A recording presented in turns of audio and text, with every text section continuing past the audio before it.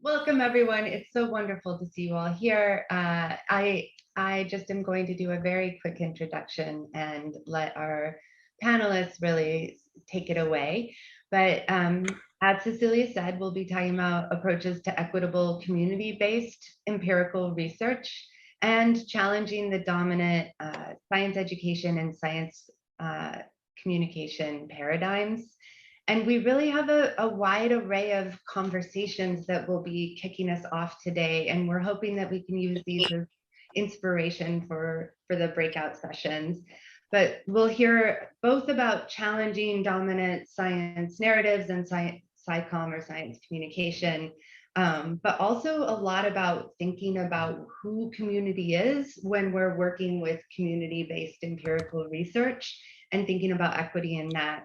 So everything from communities as informal institutions, informal educators or practitioners, audiences or visitors, as well as community as culture, so shared patterns of practice, which could be around language or race or gender, and community as place, community as geographic location, as age. So there's really a broad sense of who community is in these next 4 presentations today and how we're thinking about working together in empirical research.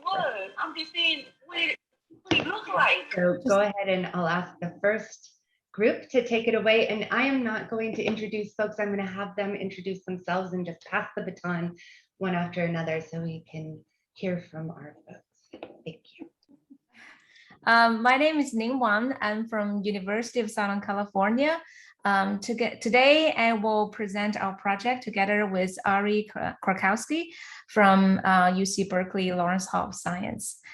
So the project that we have been working on is to design a museum exhibit around virtual humans to communicate, to help the public learn about the capabilities of the state-of-the-art AI and the implications of AI on our daily lives, and hopefully to address some of the misconceptions about AI as well. For example, the overestimate of the artificial general intelligence. So what is a virtual human? So at USC Institute for Creative Technologies, we have been working on integrated virtual human for over 2 decades. So our mission is to create virtual characters that look and think and feel and talk and behave like real humans. And so the virtual human, integrated virtual human, is a good vehicle to illustrate many of the state-of-the-art AI. For example, machine vision, natural language processing, character animation, and even computer graphics nowadays, they're all AI driven. And so we believe that interacting with a virtual character, a virtual human, can engage a broader range of audiences. And this is for a couple of reasons. First, that visitors can bring their own experience when interacting with other people to interacting with a virtual human who are also trying to provide similar social responses. This is compared to, for example, if we were to use a virtual robot instead of a virtual human. A second, that the virtual human can engage in conversations with museum visitors on topics that potentially everyone have access to. For example, the other exhibits also at the museum. So the museum, the exhibit experience center around engaging in a team of 2 or more visitors to interact at the same time. Think of a parent and a child. And so one of the team member will interact with the virtual human, while the second member will follow or learn about instructions. So together, they'll try to explore what's the capability of AI. And they can even try to break the AI installed at exhibit. For example, they can see what I can do so that the AI can't track my face anymore. What can I say to explore the boundaries of the conversational capability of AI? So the graphics that you've seen here is we created that before the project started, using the assets that we had at the time, existing assets we had at the time. So since the project started, we now have resources, and we plan to create the virtual human that actually match the background of the museum visitors. For example, their age, their gender, and their ethnic background. So as researchers that were interested in how to design the museum exhibit to create this collaborative exploration and a learning experience, particularly for a parent and child, where one of the museum of the pair is going to have limited language ability, for example. Second is, how can we communicate the complex AI to the general public in the very few minutes that we hope the museum visitors is going to interact with the exhibit? So now I'll hand over to Ari. I'm Ari Krakowski. I'm from Lawrence Hall of Science at UC Berkeley, which is on the ancestral lands of the Chochenyo-speaking Ohlone people. And we are, I don't know if Ning mentioned this, but we are about a month or two into this project, so it's quite new. And so we're at a stage of the project where we're really focused on defining the experience goals for the visitor. And then from there to work toward design principles for the virtual human collaborative interface and the physical interaction, and then the design of the broader exhibit surround. So of course we have experience goals related to understanding how this kind of artificial intelligence works. So how it collects data from the environment and processes that data to figure out how to respond. And we do that too. And also forwarding the limitations of the AI, like Ning mentioned, which helps demystify it. Because actually the AI has a lot of limitations, and in some ways, many ways, the humans, we do things like this a lot better, and the AI technology is still catching up. So relatedly to that, we have a lot of experience goals that are about us. So there's a lot of really interesting opportunities for self-discovery, self-awareness, and reflection about sort of human lived experience, the different ways that we take in information from our environment through our senses and how we make sense of that data, often very unconsciously, to generate a response. And we notice it more when we're juxtaposing it to an AI that's trying to do that. So these goals are really aimed at decomposing how the virtual human AI is working to build that understanding, but also to connect to visitors' lived experience as human beings that is trying to do the same things that virtual human is programmed to do all the time without necessarily even thinking about it. And lastly, the virtual human will be designed to cultivate collaborative interactions between visitors. As Ning mentioned, it's our first research question. So the AI technology will work with one person who's interacting with it, and then they'll need to collaborate with one or more other folks to work together to figure out how the virtual human's behaving and operating. Yes, next one, yes. So we're going to be drawing heavily on the Universal Design for Learning framework. And what's great about that is that it really goes beyond just access to think about learning. So not just accommodation, but really a flexible design for different kinds of engagement and learning. First and foremost, designing for multi-age families. So including roles for learners that are pre-literate. And so everyone can have a really rich experience with the exhibit. And Ning alluded to a core aspect of visitor choice. So being able to work with different avatars. So the virtual human you saw pictured, like Ning said, was started before this project. And so we really want to have a nice selection of avatars, including maybe one that looks like one of our beloved museum practitioners that maybe someone will have spoken with on the floor and things like that, to really kind of bring that human connection in. And then a lot of multiple entry points and depths of interaction. So from the initial discovery to also increasingly going deeper and collaborating with your family member or peers to understand how the AI is working. And then finally, the digital experience will be complemented with a lot of unplugged, tangible interactives that are meant to connect to the different AI concepts behind how the virtual and human works, and then leverage those natural connections between those concepts and the human experience of emotion and how we communicate with one another. Because a lot of what the virtual human is trying to do is figure out how to be a good listener and a communicator, just like we do. Thank you, Ari. Oh, sorry, I missed you.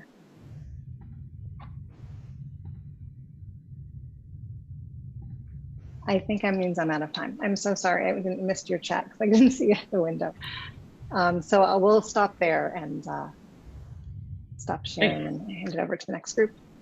So we'll jump in. My name's Johnny Fraser. I put my bio in the chat, and I'm speaking with Amy Novelski from the Zoo.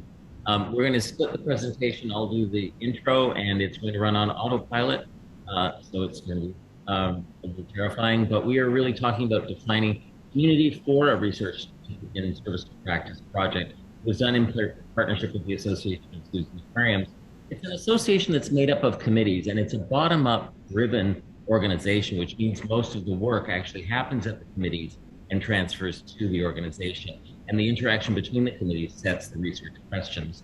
So back in 2001, the Conservation Education Committee felt that there was a need to understand what was happening with visitors, what was the user understanding of knowledge. So they created a project which was eventually dubbed Why Zoos and Aquariums Matter, and it received funding in 2001 to look at the visitor entrance narratives. The second wave of that study was funded through the Institute of Museum and Library Services in 2005, and that included the public relations and marketing committees. So it started to diversify the community asking the questions. By 2009, 5 committees were working with a new special committee called Research and Technology that published the first AZA framework for zoo and aquarium social science research. That publication led to a 10-year research strategy of questions that would be asked by the association. That led the committee to ask the board of directors to adopt a full research agenda for all of the kinds of work that we were doing. And then that went back down to the committees to fund a third wave of study that we're talking about today. So the community that we were working with is a professional community of educators, PR, marketing, government affairs, people working in trends, who are setting the research questions for a consortium of collaborators from COSI, Oregon State University, and Big Wave from Cecilia. The question we summarized was, what is the cycle of learning that goes from the assignment of value or what I can learn from a zoo or an aquarium all the way around to how we integrate it in our lives? The project involved coordinating 109 zoos and aquariums who participated in research data collection, data analysis, and synthesis. You can see all of that on the wazam.org website. But one of the things we did in that project that we thought was interesting for this group is mapped what people define as the learning ecology for STEM. How do they group different types of learning? And you'll see that Science Center is different where zoos and aquariums land next to backyards. That is led the Research and Technology Committee, though, to recognize that there is a new professional community, the Social Science Research and Evaluation Scientific Advisory Group. That nominated their first chair, Amy Novelski, who is going to be presenting what they've been thinking about and the adoption of the 2020 AZA Social Science Research Agenda. Some of the work products that we produced through that last wave of studies include 2 books on zoos and aquariums. And now I'm going to pass it on to Amy to sort of explain how we're now working at the community level to think about the next steps. My name is Amy Novelski. I am the Director of Conservation Audience Research and Evaluation at the St. Louis Zoo. Johnny so kindly invited me here today to represent his 109 community partners of zoos and aquariums on the WAZAM STEM Matters project. So on behalf of the community of practice of which I am a part, and in my role of advancement of the AZA Social Science Research Agenda, I'm here today to share the community initiatives that we're doing at and around the St. Louis Zoo, just as one institution's example of the types of work being done.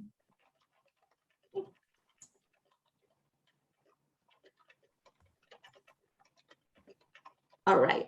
So here are the 5 key research questions for the AZA social science research agenda. I'm not going to read all of those to you, but just in case you end up with this PowerPoint, it is linked at the bottom.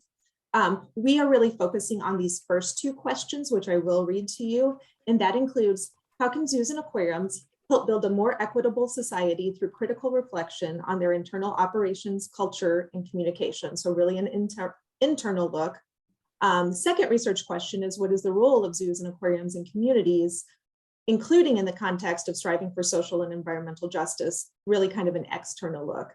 So as the rest of the United States, the world of zoos and aquariums is no different as we continue to wrestle with our foundations in racism and as our communities continue to call for change. To gain a better understanding of the St. Louis area community, the DEAI leads and the strategic operations team at the St. Louis Zoo have embarked on a 13-month journey of anti-racism and anti-bias training called Catalyst Circle. This curriculum was developed by a cohort from Focus St. Louis, which is a community leadership development program that actually stemmed from the historic Forward Through Ferguson report. This report outlines a path to racial equity in St. Louis that was published by the Ferguson Commission. It's a curated set of literature, articles, movies, and YouTube videos. And we actually did add an additional part to the curriculum called the Structure of Racism in Science and Conservation. And that was focused on discrimination in veterinary medicine, history of racism in zoos, and imperialism in conservation. So we are on our last month of the program, and we will be rolling it out to additional cohorts throughout the zoo. Additionally, in 2018, using donated funds, the zoo purchased 425 acres in North St. Louis County for a conservation breeding farm. I think you can see my mouse, if you can see my screen. This is Forest Park. This is a map of St. Louis. Blue part is the city. The brown box is Forest Park, which holds the zoo. 20 miles north is the new campus. Was called the North Campus, is now formally called the St. Louis Zoo Wild Care Park. And it is right at the confluence of the Missouri River and the Mississippi River confluence right here. And the wildlife and biodiversity is amazing. But also it is an area that continues to experience racial and environmental injustices. So knowing it would take 5 or more years to complete the public component of the campus, we knew that we could use some of the property beforehand. So in 2019, we undertook an initiative to co-design educational priorities and programs at the new space. So while these output numbers on the screen here may seem impressive, we're really just beginning our journey. We have found communities within communities and nuance and layers that we continue to peel back as we continue our relationship building. But man, has the pandemic really thrown a wrench into that for us. I am guessing most of you can relate to plans and relationships being changed during that time. So finally, while that co-design process seems fairly successful so far, we'll see how it goes around the Wild Care Park. At our main campus, we are still asking and studying these questions at the 110-year-old St. Louis Zoo, and we have yet to find a common root cause. So now we're really starting on a path of learning in the space of BIPOC communities' environmental attitudes and behaviors to determine how the zoo may add value and build on the assets in those spaces where we may not be currently relevant. So we'll continue to work towards understanding and achieving equity in and access to conservation engagement and to contribute to the community of practice and learning within the AZA in support of the social science research agenda and building on Johnny's work with the past 20 years of learnings from the Why Zoos and Aquariums Matter projects. I'm going to turn it back over to Johnny for one last slide.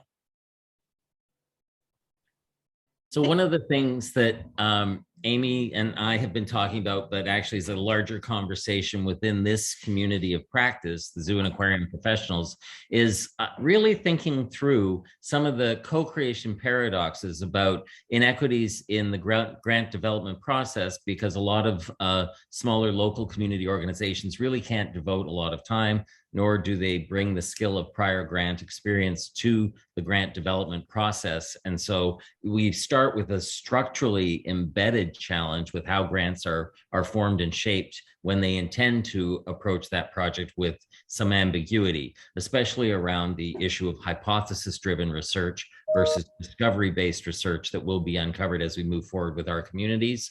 How do we think about our research design based on some ambiguity about even who who feels they are part of a community, who is represented and who is not, and then how we manage or negotiate authority and power sharing. So those are the kind of conversations that we're interested in having today. And I'd like to thank everybody for listening to our speed presentation. Thanks, Johnny. Thanks. I'm Mary Alice Carlson, and I am here with my colleague Robbie Yonkin, and we are going to talk about our project, Montana Models, connecting local and disciplinary projects through university community partnerships. Our partners on this project are Montana State University, the University of Montana, and Montana 4-H. This is a picture from the last time we got to really hold our intervention in 2019. We're a project that's focused on engaging youth in mathematics and statistics, especially through processes related to mathematical and statistical modeling. Our overarching project goal is to use mathematical modeling as a mechanism for bringing everyday mathematical practices, or kind of the kinds of problem solving practices that people use in their day-to-day lives, whether they are in a math intensive or a STEM intensive job or not, and bring those into contact with disciplinary practices. Our approach to doing this involves spending time in rural communities and understanding how local problems are identified and solved. So we spend time observing, engaging in basically ethnographic research in a variety of rural communities around our state to get a sense of how they go about the practices and processes that might be related to mathematics, statistics, and problem solving. We also partner with local teams to identify a local issue or problem that they are interested in addressing. And then we bring them to a summer camp on the campus of Montana State University. And we use mathematics and statistics to understand and address those issues that the youth bring. The dominant paradigms in education, mathematics, and morality that we feel like our project is pushing against, we've identified 3, there may be more, but certainly in education, and I think this is sort of intensified in mathematics education, an emphasis on objective assessment, standardization, and accountability. Most children and youth's experience of mathematics is really dominated by that paradigm. We're really working to push back against the notion that mathematics is culture and value free. In other words, the sense that who you are and where you're from doesn't matter when you do mathematics. We think it does. And then we're pushing against some dominant paradigms around rurality, that important knowledge is non-local. And then for young people, that the way to succeed is to leave rural communities. The way that we try to push back against these paradigms is to position communities as sources of assets for solving problems and doing mathematics. So this notion that just by living in and participating in the social lives of their communities, that youth are learning and acquiring knowledge bases, skills, and approaches to solving problems that can be valuable in mathematical spaces. And then positioning youth as competent problem solvers by empowering them to define problems and make choices in the ways that they pursue solutions. Often in mathematics and statistics in particular, we treat children and youth as if they have to receive knowledge before they use it, right? And so we really think that that they are in and of themselves competent problem solvers. We operate from that assumption from the very beginning. This is just an example in our ethnographic work. We identified, looking across the communities that we spent time in, 5 problem solving practices that we had, at least in our first year, we've been on pause due to COVID, as durable across communities. This is kind of the youth focused version of our practices that we found. So these came from what we observed in communities, what we saw people engage in, the stories they told us, and then through many rounds of coding and discussions, we identified these as rural problem solving practices that we try to bring in and encourage youth to use and recognize as they're using them when they're engaging in mathematics and statistics. And we also seek to design activities so that these kinds of assets can actually be expressed. And then the other part of this, these team identified issues. These are some of the issues that the youth we have worked with identified as major issues in their community. So again, these came from the youth themselves. So transportation and safety, a lot of rural communities experience a main street, a highway as a main street.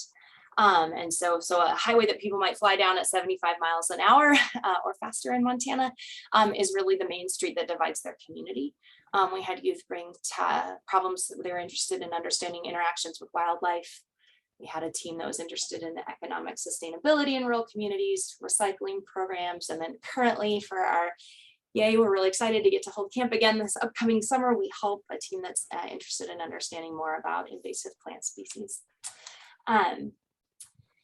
I'm going to turn it over to my colleague Robbie now, and she's going to talk. She was about the team experience. She was a leader who came to camp with a group 2 years ago with our project. So Robbie, why don't you take it away? Thanks, Mary Alice. So as she said, I took a group of 6 kids from Glasgow, Montana to Bozeman for this camp. And from my perspective, the opportunities that these kids had to see a need in their community and to see themselves in their future as a part of the solution to that need in their community was kind of a foundation in building life skills. Their world all of a sudden went from being very self-centered as far as this is my teenage life into a much wider horizon where I could make a difference became the theme. The application of the math tools when they were brainstorming possible issues and potential solutions came as a surprise to them, which I think is the core of math models, that math doesn't have to be something we do in the classroom. It's part of our everyday life. Our group was assigned an issue by adults when we first began meeting, and this was about a 6-month process. And the results were very disappointing. Their engagement was non-existent. They didn't understand the assignments, therefore they didn't do the assignments, and they just didn't really feel like they wanted to be a part of this group. It wasn't until we were physically at camp that the youth really began taking an active role in identifying their issue in the community and becoming actively involved in brainstorming their solutions. The group that I brought, their issue was the fact that when a train is sitting at the crossing going out of town, it could be there for up to 30 minutes, and this blocks the road to and from Hinsdale. Many ranchers live in the hills south of Hinsdale, and actually 2 EMTs also live south of the railroad track. So if they had a call and there was a train blocking the tracks, it did become a pretty serious issue. For me, watching them go through the process of just thinking about the solutions was fun, but it was also encouraging that math came into play almost immediately. They had to determine how long the trains could be, the distance to the private crossing on the east side of town, the probability that both the main crossing and the private crossing could be blocked by a train based on the train length, really got them all engaged in trying to come up with a solution. One of the most encouraging things for me, and knowing the kids, with that identifying those that maybe were not so academically inclined could take a very active role in the common sense, let's come up with a solution, but wait a minute, how long can a train be? And measuring the distance between the crossings, the distance of the tracks. They use technology, and I know this is kind of about math, but when you talk about STEM and applying technology to the process, they were downloading apps from BNSF on their phones that showed the railroad tracks, and they were looking at Google Earth to get the map that you saw there, and just applied all of these different skills to come up with a solution. Finally, when we returned home, they actually met with our county commissioners, and you can see them in the picture there, to propose their plan and get direction as where to go from here from their local government. Overall, the kids experienced things that I didn't expect, and I know they didn't expect, and they were taken down a path of applied math and expanded their vision of what role they play in each of their own communities. Thank you. So just, this is our last slide. I hope we have like 30 more seconds. Just for our current challenges, I feel like these are our challenges du jour. So if you talk to me on a different day, I might name some different ones. But one challenge that we had, given our commitment to having the problems and their solutions come from the community, is identifying projects that are both meaningful and manageable for youth. They identify big, important projects that can have some pretty complex mathematical and statistical ideas embedded in them that might be more than you could tackle in a summer camp, or even a summer camp plus or minus some weeks around it. At the practitioner level, a challenge that we're facing is, given that we're really focused on embedded community-based research and application, when we start, I'm on a board that looks at other informal settings that when I talk to after school programs and other kinds of organizations, there's a desire for something that's a little bit more grab and go. And as you can tell, our work requires us to really know community. So how do we share this work? How do we make it something that others could feel like they could pick up and learn from? And then within our research community, my co-PI at the University of Montana, Fred Peck, and I are both actually in more of our research tends to be in formal settings. And so informal spaces have really allotted us some really exciting opportunities to learn about community-based assets, but it's a little challenging then to think about, we're thinking now about how does that translate into formal learning spaces without letting go of or while continuing to resist those kinds of dominant paradigms that I named earlier in the presentation. Thanks so much.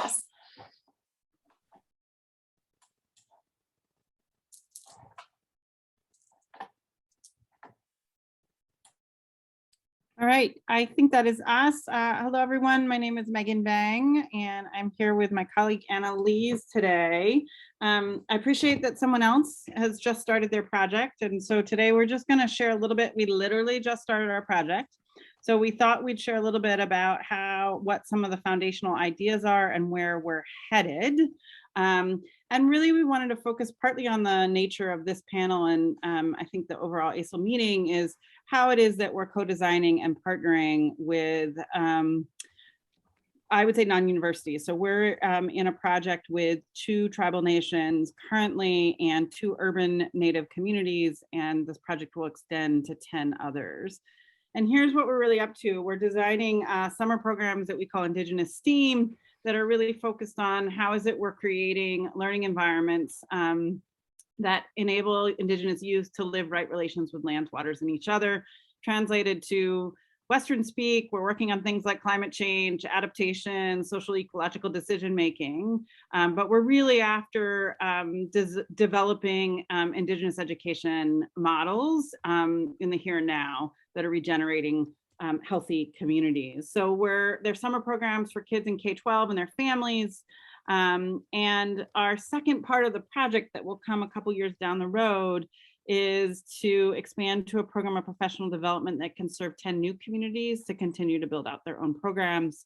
And as a part of this, we have proposed a series of kind of research aims that are both around teacher learning and best pedagogies, but also foundational knowledge around cultural variation and learning and reasoning about the natural world. I wanted to just say a couple things. We are really focused on this idea around learning environments facilitate what we call nature-culture relations. And really for us, there are kind of 2 primary ones that we think a lot about, whether we say are human beings a part of the natural world or apart from. And in our work, we think that the US generally has a model that humans are apart from the natural world. There's lots to say about this, and there's lots of ramifications of this, and we can see that American childhood has dramatically decreased its time where children are actually learning in and with the natural world rather than about it.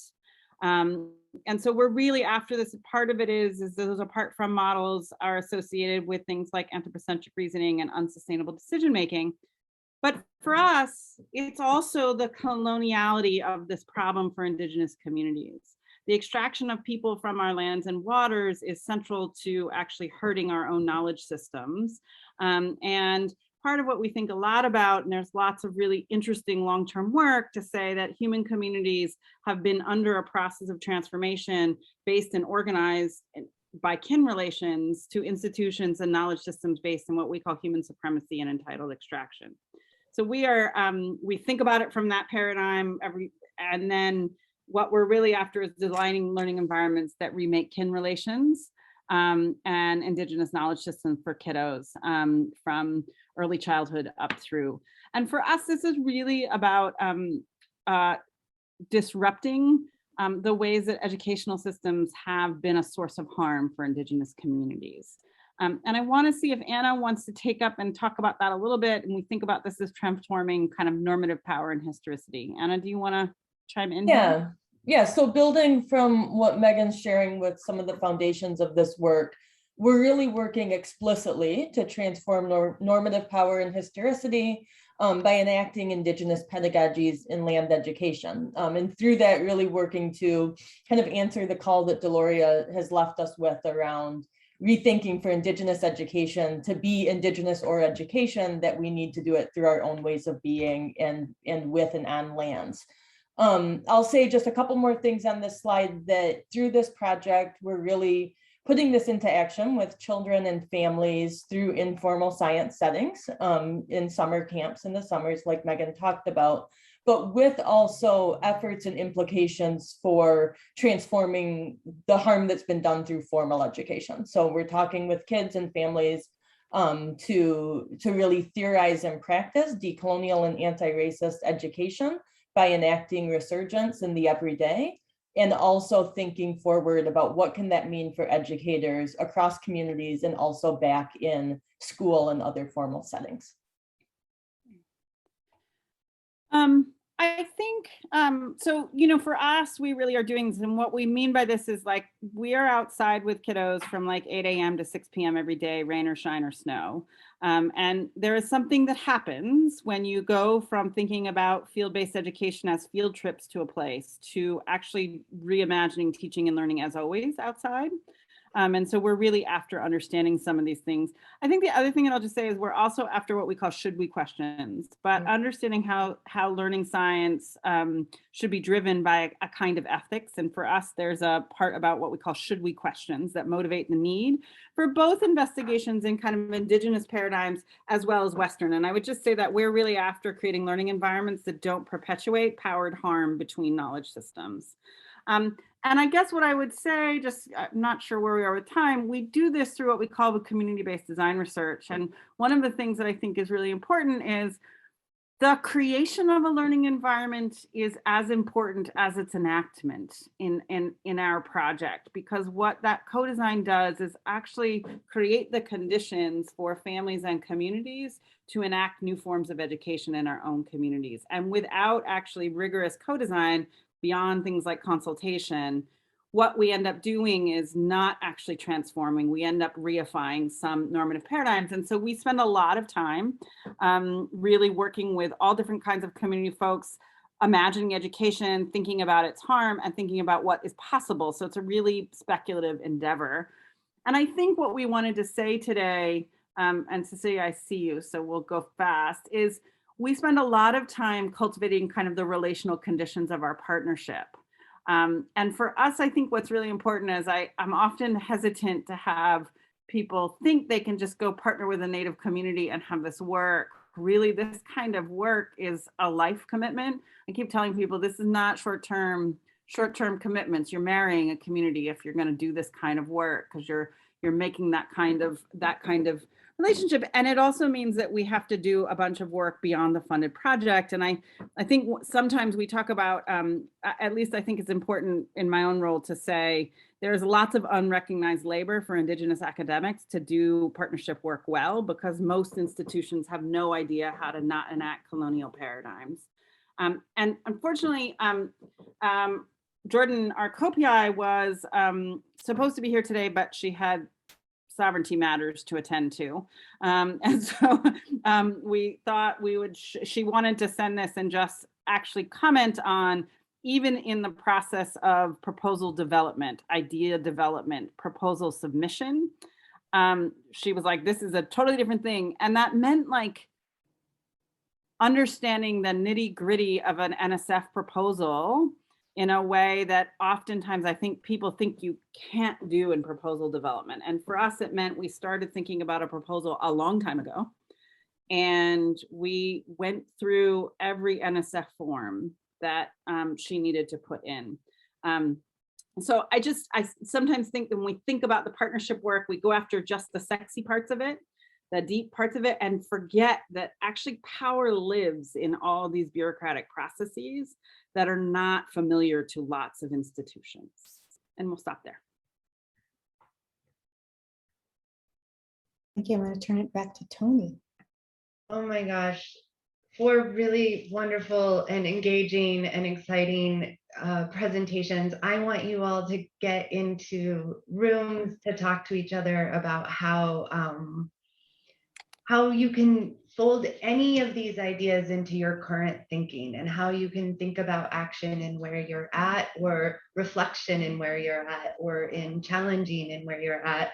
So I'm going to be super brief and just say some like popcorn ideas that might be interesting to discuss is the communities live and their lived experiences come in layers. There's communities within communities within communities, and that is something really helpful to be thinking about, working with ambiguity and discovery research, what counts, where we see it, who cares, who teaches it, why, and people are ready for really big questions and how we can use that to push ourselves. So if any of those are of interest or anything else that sparked your interest, I can't wait to, just get you talking with one another. Thank you to all of our presenters for being vulnerable and taking the time to share your stories today.